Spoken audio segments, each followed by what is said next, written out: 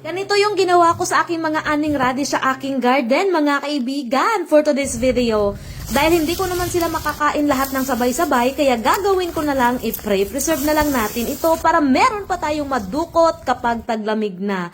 At dahil mga kaibigan, ang radish ay hindi naman maraming dish ang pwedeng paglagyan, pero masarap itong gawing pickled for today's video.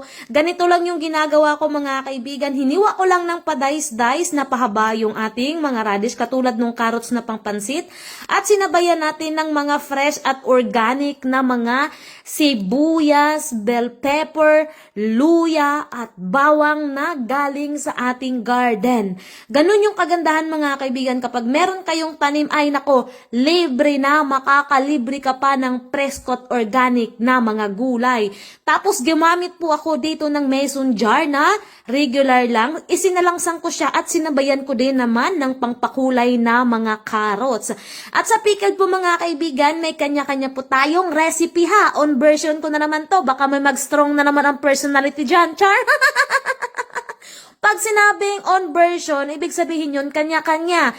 At yung ating solution mga kaibigan, 1:1, titimplahan nyo po yan ng asin at asukal. Ako dahil gusto ko matamis yung aking radish, dahil ang radish talaga ay medyo may aftertaste ng anghang, nilagyan ko rin siya ng maanghang na chili flakes at ating mga dinurog na paminta at yung ating coriander seeds. Ang bango-bango mga kaibigan. At kayo din po ang bahala ha kung ano po ang pampalasa na ilalagay ninyo. Basta, importante, maglagay talaga kayo ng suka ha. Pagkatapos linisin nyo yung mga bunganga ng inyong jar at inilagay ko naman yung ating lid at inilagay ko yung ring.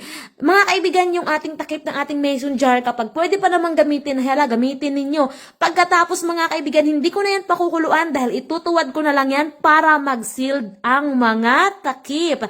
Para ko yung crunchiness ba? Ma-preserve ko yung crunchiness, crispiness, at freshness ng ating pickled. At pangalawang recipe na gagawin ko mga kaibigan, hindi ko alam ang pangalan nito. Hindi ko na siya pwedeng sabihin kimchi, kaya baka marami na naman ang mag-strong personality. Hindi ganyan paggawa ng kimchi. Alam ko naman sa social media, kahit hindi kayong may-ari ng page, galit na galit kayo, tapos pag nireplyan ko kayo, magpapaalam kayo na i-unfollow nyo ako, char! At dito mga kaibigan, naglagay ko ng maraming luya, bawang at sibuyas na dinurog-durog. Nilagyan ko lang yan siya ng cayenne powder at akin lang nilamas-lamas. Pero bago ko po nilamas mga kaibigan, yung atin pong radish ay akin lang din po yung nilamas ko lang yun ng sugar at kunting asin. Tapos hinilagyan ko lang ng ating sibuyas. Diba? Solve na ang ating mga kaibigan, yung ating gutom na tiyan. Para lang talaga meron tayong magawang kakaibang recipe dito sa ating radish. At nilagyan ko siya ng maraming seeds ng mga, yung sesame seeds para bumango. Saka ko naman inilagay dito sa ating mason jar. At nilagyan ko ulit ng maraming luya sa ibabaw para masarap talaga yung amoy ba.